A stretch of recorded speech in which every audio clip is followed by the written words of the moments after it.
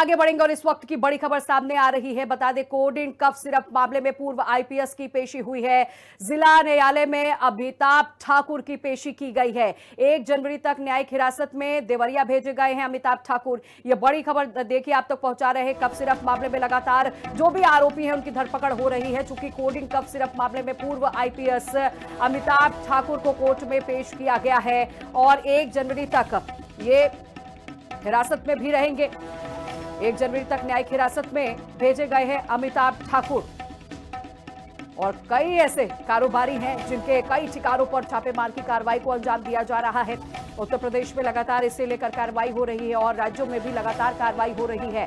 और खुद सीएम योगी आदित्यनाथ ने कहा कि जो भी इसके लिए दोषी है उसे बख्शा बिल्कुल भी नहीं जाएगा। तो कोडिन कफ सिरप मामले में पूर्व आईपीएस अमिताभ ठाकुर की पेशी हुई है। जिला न्यायालय में अमिताभ ठाकुर की पेशी की गई है।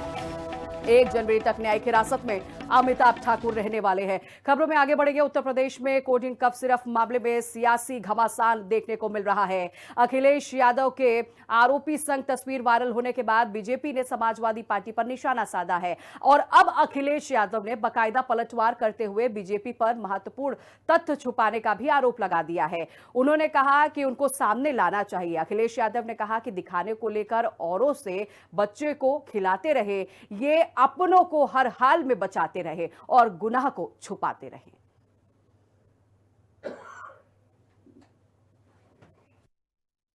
कई तस्वीरें दिखाई जा रही हैं, तो अगर हम तस्वीरों का ही सब कुछ ठीक मान लें और मेरे साथ खड़ा होने वाला ही अगर माफिया है, तो मेरी तस्वीर तो मुख्यमंत्री जी के साथ भी है,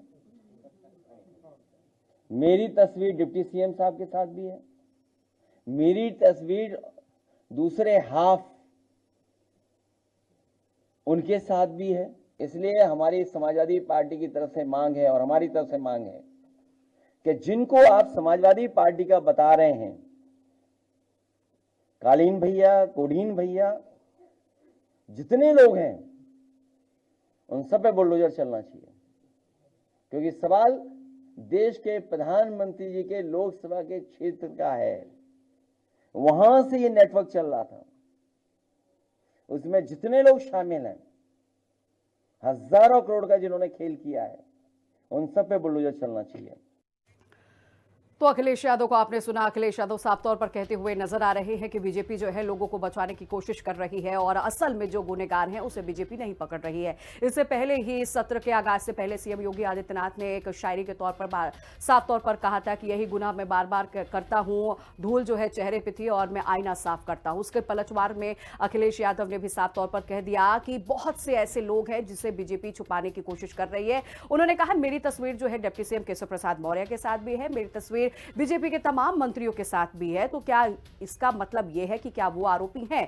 इसे लेकर उन्होंने पलटवार किया है। देखिए आपको यह भी जानकारी दे दे कि कोडिन कफ सिरप को लेकर इस समय उत्तर प्रदेश में सियासत जो है काफी गर्म नजर आ रही है। इससे पहले आलोक सिंह के साथ अखिलेश यादव की एक फोटो वायरल हुई थी, जिसे लेकर बीजेपी ने उन पर तंज कसते हुए साफ तौर पर कहा कि आरोपी के साथ अखिलेश यादव की फोटो है। अब अखिलेश यादव बताएं कि अखिलेश यादव क्या वाकई में संरक्षण आलोक सिंह को दे रहे थे। आइए अब आपको सुना देते हैं यूपी सरकार के मंत्री सुरेश खन्ना ने इस पर क्या कुछ कहा, सुनिए।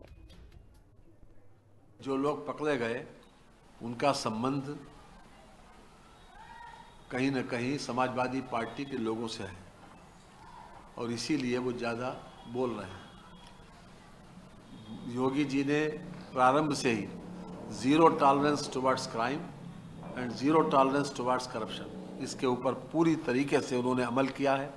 और जो आज पब्लिक परसेप्शन बना है वो केवल इसीलिए बना है कि योगी जी ने हर स्तर पर जो भी माफिया थे, जो किसी न किसी रूप में अपराध में संलग्न थे या उनके खिलाफ अपराध बनता है, तो उसके खिलाफ कार्रवाई जरूर की जाएगी और कोई उसमें बख्शा नहीं जाएगा। तो आइए आपको सीधे सुनाते हैं कि कफ सिरप मामले में किसने क्या कुछ कहा, सुनिए।